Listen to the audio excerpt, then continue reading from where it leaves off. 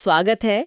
आज हम भारतीय इतिहास के लगभग 250 सालों के एक बहुत ही तूफानी सफर की पड़ताल करने वाले हैं। बिल्कुल। ये कहानी 1707 से शुरू होती है, जब एक ताकतवर साम्राज्य बिखर रहा था और 1947 पर खत्म होती है, जब दुनिया के नक्शे पर दो नए देश उभर रहे थे।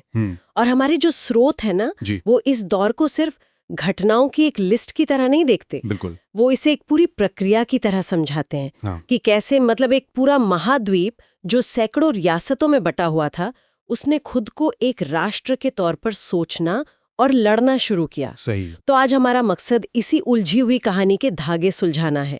हम ये समझने की कोशिश करेंगे कि एक ट्रेडिंग कंपनी दुनिया की सबसे बड़ी कॉरपोरेट पावर कैसे बन गई।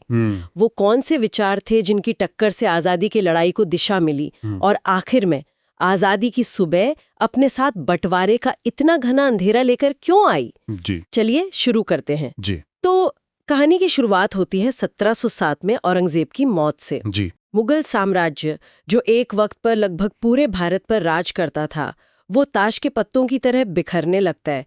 मुझे जो बात हैरान करती है वो ये है कि इतनी बड़ी सल्तनत इतनी जल्दी कमजोर कैसे पड़ गई। क्या वजह सिर्फ कह सकते हैं नाकाबिल बादशाह थे? ये आपने बहुत सही पॉइंट उठाया है, क्योंकि असली कहानी सिर्फ दिल्ली के तख्त के कमजोर होने की नहीं है। अच्छा। असली कहानी है दिल्ली के बाहर ताकत के नए सेंटर्स का उभरना। जैसी औरंगजेब की पकड़ ढीली हुई, मराठा, सिख, बंगाल और अवध के नवाब, हैदराबाद के निजाम, मतलब सब अपनी अपनी ताकत बढ़ाने लगे। हाँ बिल्कुल, और खास तौर पर मराठा, वो उस वक्त की सबसे बड़ी ताकत बन के उभरे थे। तो असल में देश में एक पावर वैक्यूम या सत्ता का खालीपन नहीं था। तो क्या था? बल्कि एक मल्टीप्लेयर गेम चल रहा था, जहां कई खिलाड़ी एक दूसरे से मुकाबला कर रहे थे। और इसी मल्टीप्लेयर गेम में कुछ विदेशी खिलाड़ी भी अपनी जगह बना रहे थे, है ना? जैसे कि ब्रिटिश ईस्ट इंडिया कंपनी। हाँ। वो तो यहाँ मसाले, कपास और रेशम का व्यापार करने आए थे। तो एक व्यापारिक कंपनी इस राजनीतिक खींचतान में एक बड़ी ताकत कैसे बन गई? उन्होंने हालात को बहुत अच्छी तरह से पढ़ा।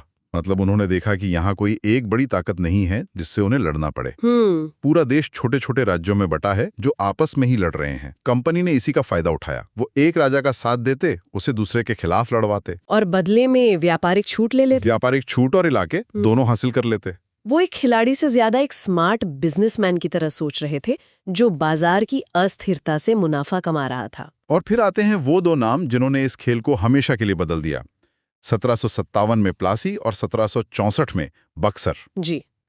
हमारे स्रोत कहते हैं कि प्लासी एक साजिश थी, लेकिन बक्सर एक असली सैन्य जीत थी। इन दोनों में बुनियादी फर्क क्या था? मतलब बक्सर की जीत ने कंपनी को इतना मजबूत क्यों कर दिया? देखिए, प्लासी की लड़ाई वो मैदान पर कम और नवाब के कैंप में साजिशों से ज्यादा जीती गई थी। अच्छा। रॉबर्ट क्लाइव ने नवाब के सेनापति मीर जाफर को अपनी तरफ मिला लिया था। ये एक तरह का धोखा था। हाँ, धोखा था। लेकिन बक्सर में ऐसा नहीं था। वहां कंपनी की एक छोटी सी सेना ने 3 बड़ी ताकतों, मुगल बादशाह शाह आलम द्वितीय, अवध के नवाब शुजाउद्दौला और बंगाल के नवाब मीर कासिम की मिलीजुली फौज को सीधे मैदान में हराया। ओह। ये एक सीधी सैन्य जीत थी। इसने पूरे उत्तर भारत में यह संदेश भेज दिया कि कंपनी सिर्फ धोखेबाज व्यापारी नहीं, बल्कि एक अपराजेय सैन्य शक्ति है। और बक्सर की इसी जीत के बाद कंपनी को बंगाल की दीवानी मिली। ये शब्द सुनने में तो सीधा लगता है, लेकिन इसका असल मतलब क्या था? और इसने कंपनी को एक व्यापारिक ताकत से एक शासक की ताकत में कैसे बदल दिया? दीवानी का मिलना यूं समझिए कि कोई मामूली बात नहीं थी। ये कंपनी के लिए जैकपॉट था। जैकपॉट। सोचिए, एक प्राइवेट कंपनी को भारत के सबसे अमीर सूबे से टैक्स वसूलने का अधिकार मिल गया। अब यहाँ का जो बिजनेस मॉडल बना वो कमाल का था। वो कैसे? कंपनी बंगाल के किसानों से टैक्स वसूलती, उसी पैसे से यहाँ का कच्चा माल खरीदती, उसे इंग्लैंड भेजती, वहां बने सामान को वापस भारत में बेचती, और जो मुनाफा होता उससे अपने सेना का खर्च उठाती ताकि वो और इलाके जीत सकें। ये एक सेल्फ फंडिंग साम्राज्य था, है ना, जिसे चलाने के लिए इंग्लैंड से एक पैसा भी नहीं लाना पड़ रहा था। बाप रे। ये एक ऐसा बिजनेस मॉडल था जिसने दुनिया का इतिहास बदल दिया। मतलब भारत के ही पैसे से भारत को गुलाम बनाया जा रहा था।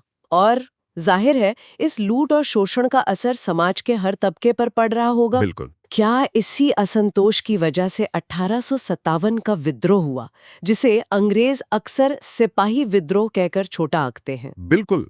वो जो चर्बी वाले कारतूस थे वो तो सिर्फ एक चिंगारी थी। आग तो मतलब सालों से सुलग रही थी।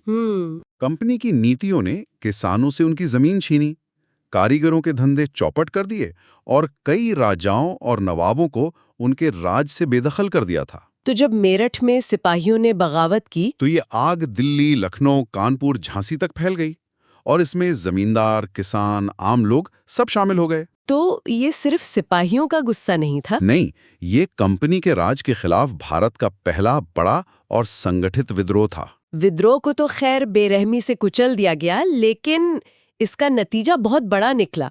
कंपनी का राज खत्म हो गया और भारत सीधे ब्रिटिश ताज के अधीन आ गया। हाँ, तो एक तरह से मैनेजमेंट बदल गया। लेकिन क्या इससे भारतीयों के लिए कुछ बेहतर हुआ? नहीं, असल में शोषण और ज्यादा संस्थागत हो गया। मतलब अब भारत पर एक कंपनी नहीं, बल्कि दुनिया की सबसे ताकतवर सरकार राज कर रही थी। अच्छा, उन्होंने रेलवे बनाई, कानून व्यवस्था बदली, लेकिन ये सब सुधार भारत के भले के लिए नहीं थे। ये सब भारत पर अपनी पकड़ मजबूत करने और यहाँ से ज्यादा संसाधन निचोड़ने के लिए किए गए थे। तो एक तरह से 1857 की हार ने लोगों को आईना दिखा दिया। उन्हें समझ आया कि सिर्फ हथियारों से लड़ना काफी नहीं है, हमें अपने समाज के अंदर भी झांकना होगा। क्या इसी सोच ने उन सामाजिक सुधार आंदोलनों को जन्म दिया? हाँ, ये एक बहुत बड़ा वैचारिक मोड़ था। 19वीं सदी में भारत में एक तरह का आत्ममंथन शुरू हुआ। राजा राम मोहन रॉय का ब्रह्म समाज वो सती प्रथा जैसी कुरीतियों पर सवाल उठा रहा था। दयानंद सरस्वती का आर्य समाज भी था। हाँ, आर्य समाज वेदों की ओर लौटो का नारा देकर आत्मविश्वास जगाने की कोशिश कर रहा था। सर सैयद अहमद खान मुसलमानों को आधुनिक शिक्षा से जोड़ने के लिए अलीगढ़ आंदोलन चला रहे थे। मतलब रास्ते अलग अलग थे। रास्ते अलग थे, लेकिन ये सब कहीं ना कहीं एक ही सवाल पूछ रहे थे, हम कहाँ गलत थे। और इसी प्रक्रिया में पहली बार लोगों ने धर्म और जाति से ऊपर उठकर एक भारतीय पहचान के बारे में सोचना शुरू किया। और इसी नई राजनीतिक चेतना से 1885 में भारतीय राष्ट्रीय कांग्रेस का जन्म हुआ। लेकिन कांग्रेस के जो शुरुआती नेता थे, जिन्हें नरम दल कहा जाता है, वो तो अंग्रेजों से पूरी आजादी की बात नहीं कर रहे थे। नहीं, बिल्कुल नहीं। दादा भाई नौरोजी या गोपाल कृष्ण गोखले जैसे शुरुआती नेताओं को ब्रिटिश न्याय प्रणाली पर, उनकी फेयर प्ले की भावना पर भरोसा था। अच्छा। उन्हें लगता था कि अगर हम अपनी मांगे तर्कों और याचिकाओं के जरिए रखेंगे तो अंग्रेज हमारी बात जरूर मानेंगे और हमें ज्यादा अधिकार देंगे। वो सिस्टम के अंदर रहकर सुधार चाहते थे। लेकिन जल्द ही कांग्रेस के अंदर से एक और आवाज उठी, जिसे गरम दल कहा गया। लाला लाजपत राय, बाल गंगाधर तिलक और बिपिन चंद्र पाल। हाँ, तो ये सिर्फ तरीकों का फर्क था या सोच का भी? नहीं, ये सोच का बुनियादी फर्क था।